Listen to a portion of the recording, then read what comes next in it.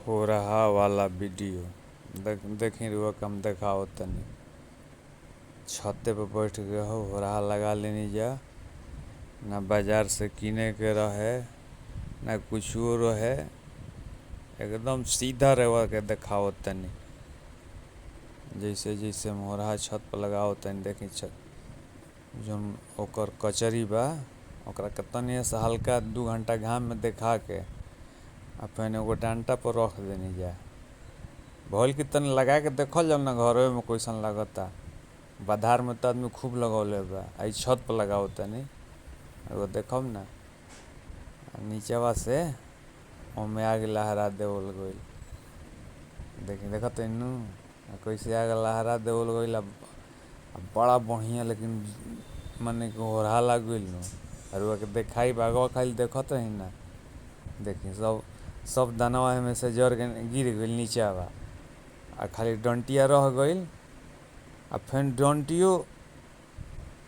डंटियो जरी गइल अलगे से। फिर हमनी के इन्हाना ना ले आवे को पड़ल। हाँ इन्हाना जलावन कहिला हमनी के, जलावन ना भइल उतने में हो गइल।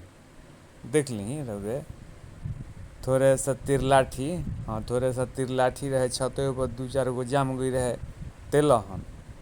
वह तेलहन में से निकाल के देख ली पेपर ऊपर से सब इतना बढ़िया माने कि अब हो रहा हो गई नु। फिर एकरा के बढ़िया से रवा के देखाओ तो निकाल देखत रही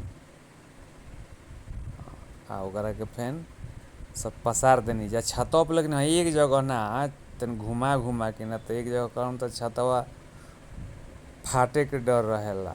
हाँ छतवा फाटे के डर रहेला तो एक जगह मत रखी कि और जो पूरा देरी ले गरम हो जाई। ओकरा के फिर सूप में लेके ओकरा के फटक दिए, फटका जाइनु तब रवा देखब। आ ओकरा बाद खाहू वाला वीडियो देखाई। देखी ये नु कितना बढ़िया हो गइल। पसार के देखाओ तनी ठंडा पड़ी नु हल्का, ओमे आग भीतर तनी तो एकरा के वहीं तनी अब सूप में रुआ के फटके वाला देख ली। फटकैला के बाद देखत नु अब फटकाई, देखी फटकाता। अब एकरा के अपन थाली में रखा गइल आ नीमक अपन जोन खाए के हरा एकदम हरा हरा नीमक के जोरे खाई ना मजा आ जाता। आ गरम गरम हो रहा आदमी गाँव देहात में खोइले बा, लेकिन तनी सा तुल करम तो छतों पर रहुआ बना ले। देखते नु कितना बढ़िया गरम गरम हो रहा लगता, मजा आ गई।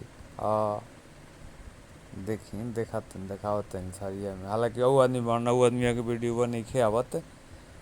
अरे आवत काहे नहीं खे माने हम लेते नहीं खे वीडियो हुआ ना गरम गरम रवा बोलो नहीं है तो सोचनी है कि चली हम वीडियो बनाइए दी। वीडियो बना दिली। हमार माता जी है, हाँ हमार माता जी बैठल बड़ी जगह देखलम ना वीडियो में, कहनी है कि हो रहा बन गई बाबा तू हो खा ल थोड़े सा। हाँ थोड़ा सा बोले नहीं कि ले मैं तेहू खा ले। देखी बैठ के खाती है और आदमी बड़न।